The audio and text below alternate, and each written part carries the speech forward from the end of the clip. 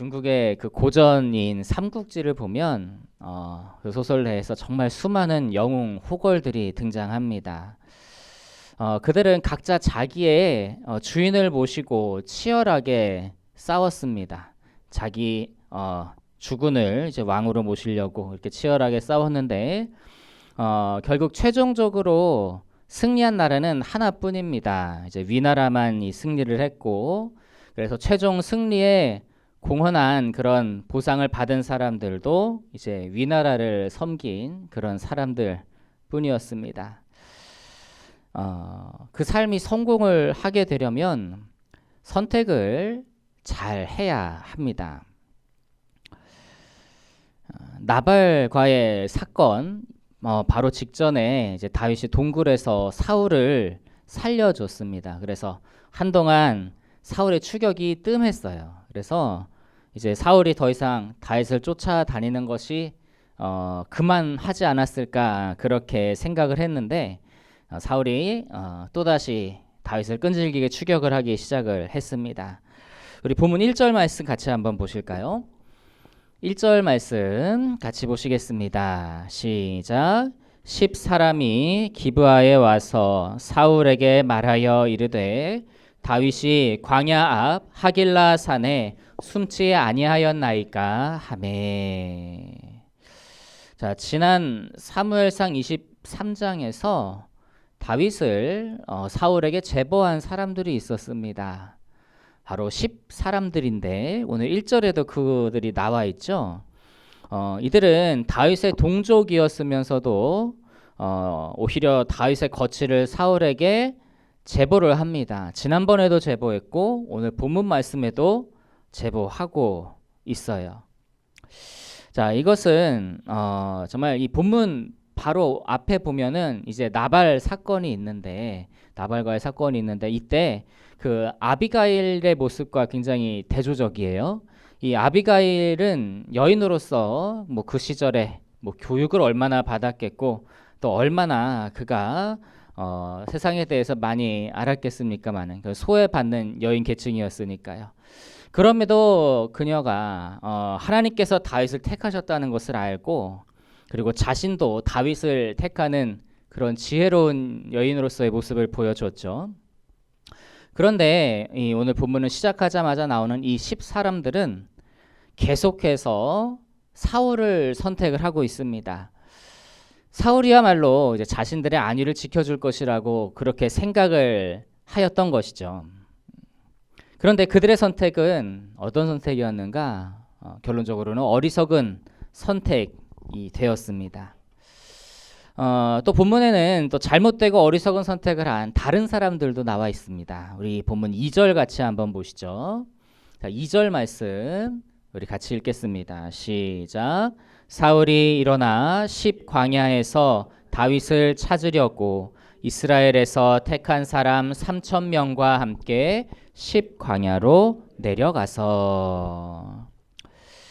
자, 2절의 하반절을 보면 사울이 다윗을 찾기 위해 이스라엘에서 택한 사람 3,000명이 있다고 그렇게 기록이 되어 있습니다. 자, 이 사람들은요, 1차적으로는 사울이 선택한 사람들이죠. 그래서 이 다윗이 큰 용사고 다윗과 함께 있는 사람들도 다 용사들이니까 그래서 그들을 잡기 위해서 또 사울도 나름대로 용사인 사람들을 골라서 선발을 한 겁니다. 자, 그런데 2차적으로는 이 사람들도요, 사울을 선택한 사람들입니다. 무슨 말이냐면 왕이 자기를 선택해서 불렀을 때 이제 그 선택과 부름을 받은 것을 자랑스럽게 생각하고 따라갔다라고 하는 거죠. 만일 그들이 이제 다윗을 잡으러 가는 일이 이것이 옳지 않다, 이건 부끄러운 일이다라고 생각했으면 사울의 부름에 응하지 않았을 거예요. 당시에 그 상비군들은 이제 그 징집제가 아니라 자원제라고 합니다. 그러다 보면 이제 억지로 여기에 동원된 사람은 아마 거의 없을 거라고 볼 수 있을 것 같아요. 그러니까 이 사람들 3,000명의 사람들 역시 대부분 사울을 따르기로 자기가 선택했다라고 하는 겁니다. 자, 이렇게 본문에 사울을 따르기를 선택한 두 부류의 사람이 있었죠. 하나는 10사람들이고 하나는 선택된 3,000명의 병사들입니다. 그런 그들이 참 안타까운 것은 그들의 선택은 결국 헛된 선택이 되었다라고 하는 거예요. 자, 사울을 선택한 10사람들은 자신들의 그런 명운을 걸고 이제 사울을 힘써서 도왔는데 결국 어떻게 됩니까? 사울은 전장터에 나아갔다 하나님의 심판으로 죽었고 그들이 대적하게 되었던 다윗이 왕이 됐어요. 그러면 다윗이 왕이 되었을 때 그 사람들에게 상을 주었겠습니까? 네, 결코 그렇지 않았겠죠. 자, 그렇다면 본문에서 선택된 그 3,000명의 군사들은 어때요? 그들은 아주 열심히 사울의 명령을 따랐습니다. 그 광야를 다니면서 그 산을 오르락 내리락 하면서 그들이 얼마나 땀을 흘려 사울의 명령에 순종하고 헌신했겠어요? 그런데 그들의 그 모든 것이 의롭지 못한 일이었고 그래서 그 누구에게도 정당하다고 인정받지 못하는, 다시 말하면 헛고생을 했다라고 하는 겁니다. 이 모든 일들이 무엇 때문에 일어난 거예요? 자기가 따르고 섬길 사람을 잘못 선택했기 때문에, 그 잘못된 선택 때문에 그들의 인생이 실패한 인생이 되고 말았다라고 하는 것이죠. 자, 반면에 오늘 본문에서는 이 다윗을 선택함으로 말미암아 이제 인정을 받는 사람이 한 사람이 나옵니다. 우리 6절 말씀 같이 한번 보시겠습니다. 6절 말씀 같이 보시겠습니다. 시작. 이에 다윗이 헷 사람 아히멜렉과 스루야의 아들 요압의 아우 아비사에게 물어 이르되 누가 나와 더불어 진영에 내려가서 사울에게 이르겠느냐 하니 아비새가 이르되 내가 함께 가겠나이다.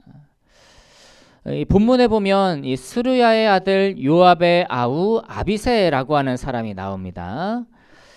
이 스루야라고 하는 사람은 성경에 의하면 다윗의 이복 누나예요.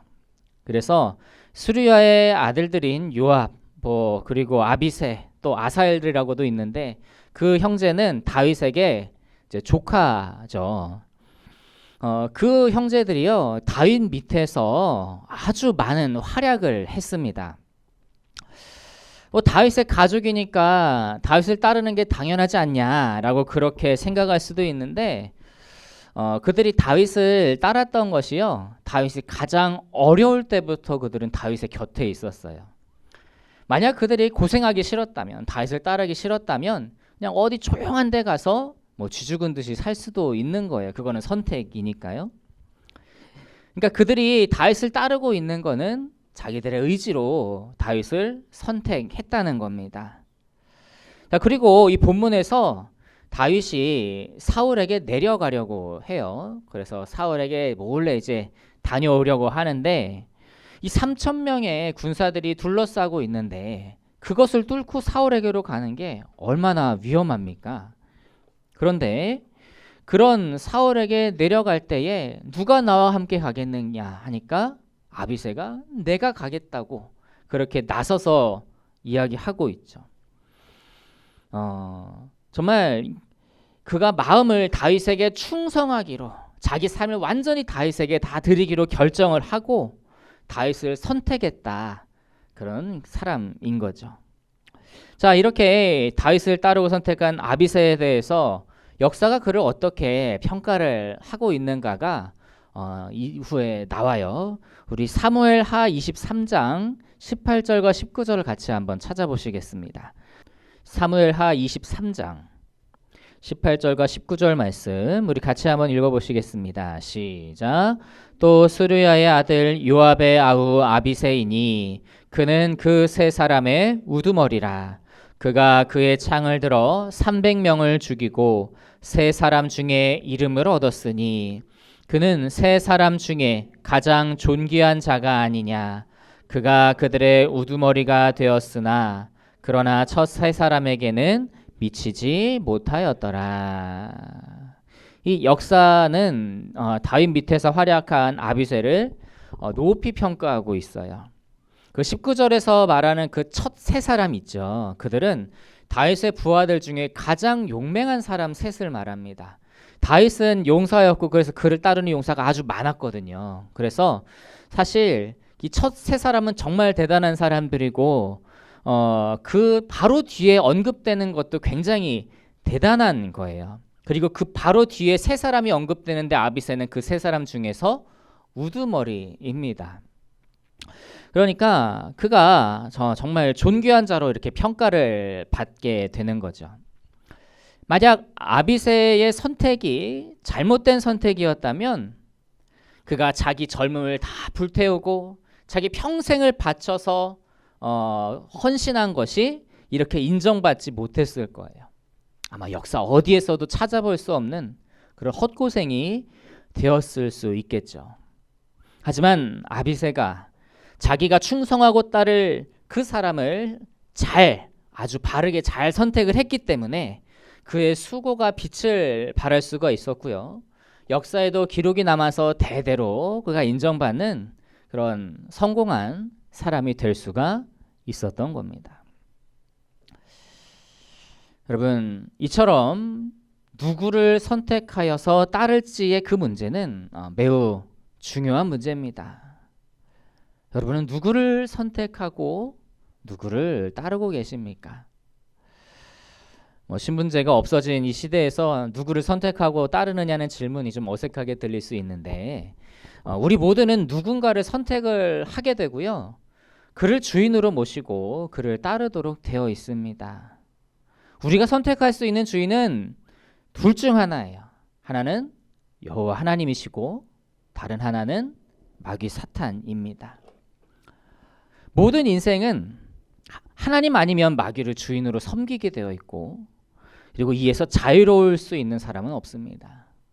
무신론자들이 있지 않냐. 무신론자들은 주인이 없는 것 아닐까라고 그렇게 이야기할 수 있는데 그렇지 않아요.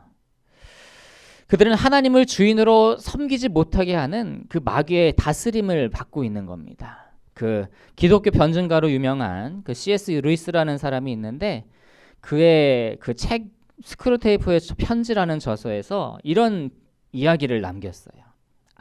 그 소설에서 악마 스크루테이프가 그 조카 워무드에게 인간들이 중립지대에 있다고 믿게 해라라고 하는 명령을 합니다. 그러니까 중립지대도 사실은 누가 만드는 거예요? 마귀가 만들고 그 마음을 마귀가 주는 마음이다라고 하는 거예요. 근데 사람은 아무것도 선택하지 않을 수가 없고 결국 하나님 아니면 사탄을 따르게 된다는 거죠. 그리고 모든 인생은 자기 주인으로 하나님을 선택하느냐 마귀를 선택하느냐에 따라서 그의 인생이 성공할 수도 있고 실패할 수도 있게 되는 거예요. 인생의 성패가 여기에 달려 있습니다. 세상적으로 얼마나 큰 일을 이뤘는지, 얼마나 부자가 됐는지, 얼마나 높은 곳에 올라갔는지가 중요한 게 아니에요. 그 모든 것은 영원한 것이 아니기 때문에 그렇죠. 정말 중요한 것은 영원한 것을 어떻게 준비하였느냐입니다. 우리 로마서 6장 16절 말씀 같이 한번 보시겠습니다. 자, 로마서 6장 16절 말씀 우리 같이 한번 읽겠습니다. 시작. 너희 자신을 종으로 내주어 누구에게 순종하든지 그 순종함을 받는 자의 종이 되는 줄을 너희가 알지 못하느냐. 혹은 죄의 종으로 사망에 이르고 혹은 순종의 종으로 의에 이르느니라. 마귀를 따르면 세상에서는 성공한 것처럼 보일 수 있지만 실상 그건 영원한 것이 아니어서 사망에서 벗어나는 일에 전혀 도움이 되지 않습니다. 영원한 사망에 이르게 될 뿐입니다. 그런데 어찌 진정으로 성공했다고 할 수 있겠어요? 자, 반면에 하나님을 따르고 그 말씀에 순종하면 어떻습니까? 비록 세상에서는 화려한 성공같이 보이지 않을 수 있어요. 하지만 순종으로 의에 이르러서 영원한 하나님 나라에 들어갈 준비를 마치게 되고요. 이 세상에서는 어떨지 몰라도 영원한 하나님의 나라에서는 하나님의 자녀로서 왕의 권세를 누리게 될 것이다 라고 하는 겁니다. 이것이야말로 진정으로 성공한 인생이라고 할 수 있다라고 하는 거예요. 여러분, 우리는 과연 누구를 주인으로 선택하고 누구를 따르기로 선택해야 하겠습니까? 오직 하나님만을 선택하여 따르고 섬기는 저 여러분 되실 수 있기를 간절히 소망합니다. 우리가 하나님을 선택하면 이 세상에서는 주류가 되지 못할 수도 있어요. 어려움을 겪을 수도 있겠죠. 그런데 그것은 사실 우리에게 중요한 게 아닙니다. 마치 사울을 선택하여 따른 사람들이 일시적으로는 영화를 누렸지만 결국 망하게 되었던 것처럼 말입니다. 반면에 다윗을 따르는 자들은 일시적으로 고난을 겪었지만 궁극적으로는 큰 영광을 누리지 않았습니까? 운명은 그가 따르는 주인의 운명과 함께 결정되는 거예요. 그런데 마귀의 운명은 패배요, 사망뿐입니다. 그러니 우리의 인생을 진정한 성공으로 이끄실 우리 하나님만을 선택하고 따르는 저 여러분이 되실 수 있기를 간절히 소망합니다. 그래서 실패가 아니라 영원한 그 성공을 누리는 저 여러분 되실 수 있기를 주님의 이름으로 축복합니다.